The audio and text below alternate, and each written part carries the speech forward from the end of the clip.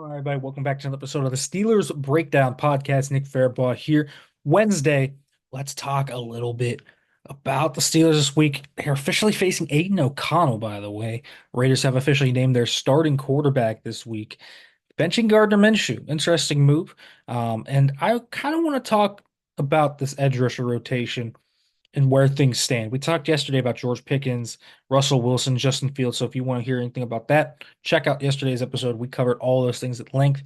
Didn't really cover this edge rusher room super in depth. So let's talk about how the Steelers can try and overcome the injuries to Alex Highsmith, Nick Herbig, and DeMarvin Leal.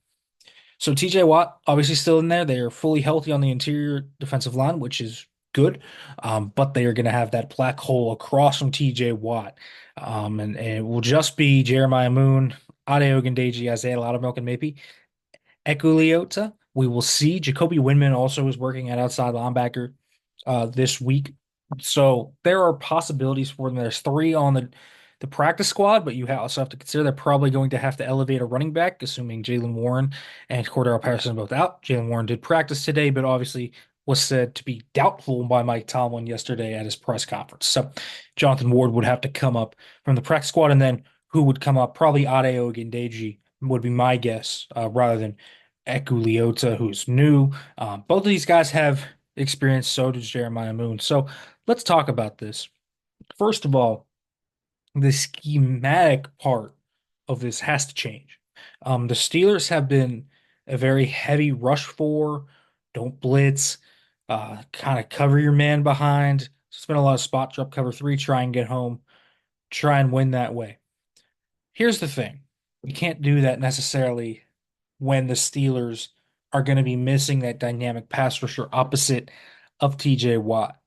And that's what the Steelers have done in the past, specifically when they didn't have, great edge rushers across from TJ Watt when Keith Butler was here. Now, Keith Butler was a far more aggressive blitzing type of guy. He was a front seven guy. T8 comes from a background where he is obviously playing more towards the back end. So he thinks more from the secondary aspect than the front seven. Butler thought about the front seven. Tomlin also was a DB's coach, wide receiver. He also thinks about it from the back end. And so that is significant. And the Steelers do need to figure out more blitzes this week. Now, you don't just want to completely abandon your identity and just send the all-out house and run engage eight and all these different, cover zero. You don't want to do that. But what you can do is the Steelers absolutely probably need to do more overload blitzes, rush with four more creatively, try and get looks for Patrick Queen, Peyton Wilson, Atlanta Roberts that can kind of fill them in to the blitz part of this game. The Steelers have the guys necessary behind them to play some man coverage. They have the linebackers to play man to man. They also have the corners to play man to man, and they have two safeties that are legitimately decent in man to man, both in Deshaun Elliott and Minkah Fitzpatrick. Now, Beanie Bishop is going to be the big question mark with all of this, because no Demonte Casey means maybe you see some heavy nickel with Terrell Edmonds, maybe, but against the heavy 11 personnel team with Brock Bowers as your tight end, you're going to want that nickel in there, because you're not going to see a ton of runs out of these heavy personnel, so you're going to want to see a lot of the spread looks with O'Connell in there as well. And the reason I really like going man to man is one, it simplifies the defense for the back end, so it's just man to man responsibility, right? Just cover your dude, play man to man. And Beanie can probably do that. He's really fast. They don't really have a slot receiver. They're probably going to try and get Jacoby Myers against him, but Jacoby Myers with Devontae Adams out. Devontae Adams was reported as being out this week by Jeremy Fowler of ESPN. Jacoby Myers has been playing more outside since Devontae Adams got injured. Now I'm sure they're going to try and get him inside against Beanie Bishop, but Beanie Bishop should be able to cover guys like Trey Tucker, should be able to cover guys like DJ Turner. You look at how they can kind of defend Myers, and they can dictate that matchup via coverage. So that's going to be a big part of this. Beanie Bishop's going to have to step up in this game because it's going to be a heavy nickel game, but it also should be a blitz game where the Steelers can do a lot of different blitzes and give them different looks. It's just got to be more creative. I think the whole scheme has been kind of vanilla. Now, last week, they mixed up the scheme more. They didn't just run a bunch of, cover three like they did in the first half against Indy when that was just picked apart. Like the first three games, they just ran spot drop cover three like all game. They mixed in some cover two and some cover one, but in the second half against Indy, they started playing more cover one man to man. And same thing against Dallas. They started to play that a little bit more. But then obviously the pass rush kind of just fell apart when they lost Leal and Herbig, and that really was it for the game.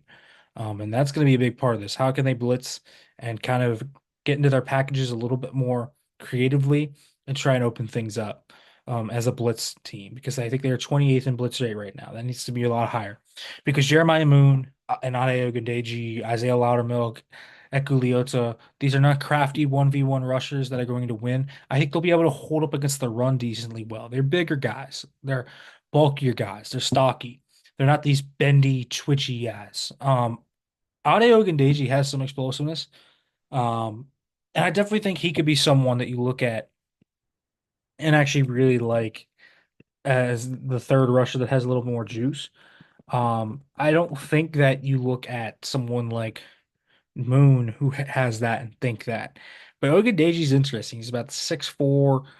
He's like 260. His arms are huge. Like he's got like 36-inch arms. And he's decently explosive off the edge. You can see some of it, and he's got some decent movement skills in space.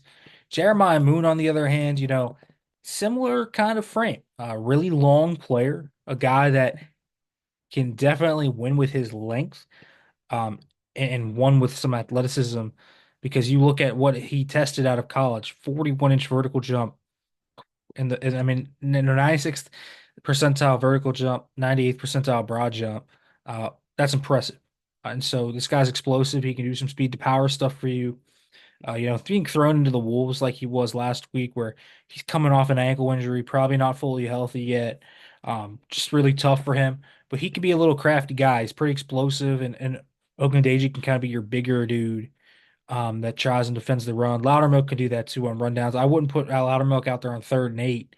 Um, but I certainly would, if I were the Steelers, look into trying to kind of mix this up strategically and trying to get Moon. Moon's definitely should be starting. I think he's the best of those guys that I just named. And I also think you look at him and say, okay, can this guy give you some pass rush juice? And he probably can. Because you look at, how they used him specifically within the confines of Baltimore scheming. You could probably take some things from Mike McDonald. You can line him up over the middle. You can do some interesting things. I think he had a pressure last week. And then if you kind of look at what he's done in the past with Baltimore, and there's definitely some flashes. Like it's not consistent, but there's enough there to be like, okay, there's something I think to build on here with Jeremiah Moon. And so the Steelers can definitely buy into it. He's obviously not the other guys, but there's something there with Jeremiah Moon for sure. And you look at what he did last year, um, kind of with the Ravens, and a lot of it was moving him around and trying to get him into very specialized blitz areas. And they used him a lot as a run defender, but against Indianapolis in week 2, he kind of had to play a lot. 25 pass rush snaps. He only had one pressure. And they used him in space too. So he has experience dropping in space, which is encouraging, I feel like, if you were the Steelers, because you would like to see that obviously from Jeremiah Moon. And so we'll kind of see where that goes. I think there's definitely concern to be had with Jeremiah Moon, but he's a really good tackler in space. He's explosive enough to pop off a few times per game if you can make things easier for him. And so get him in blitzing packages, get him in advantageous spots, and the Steelers definitely need to let the blitzing packages kind of roar this week. Beanie Bishop should be blitzing from the slot. So not only should you be blitzing the linebackers, you should also be blitzing Beanie Bishop, and you should be doing different things that can accentuate these guys' strengths. Because again, you are definitely at a disadvantage here, but this has not been a very good pass protecting group for the Raiders. Thayer Munford, the right tackle, has been injured and out. They've definitely been exploitable, and you still have your entire interior defensive line and TJ Watt. So you have more than enough to work with here as you are trying to kind of meld your game plan and mold it for this Raiders team. And then Alex Highsmith is expected to be back against the Jets. So then you can just roll with Highsmith and Watt, and it's obviously much easier. But this week, I think you got to get a little creative with all the guys out. So we'll see kind of what the Steelers end up doing, but definitely have to mix things up. And it's definitely obviously not the perfect situation, but injuries happen, and you got to find ways to get around them. All right, folks, make sure to like, comment, subscribe, turn on the notification bell for more. Make sure as well to read the stuff over at penlive.com. If you are listening to this on podcasting platform as well, make sure to leave a review. Thanks for listening, everybody.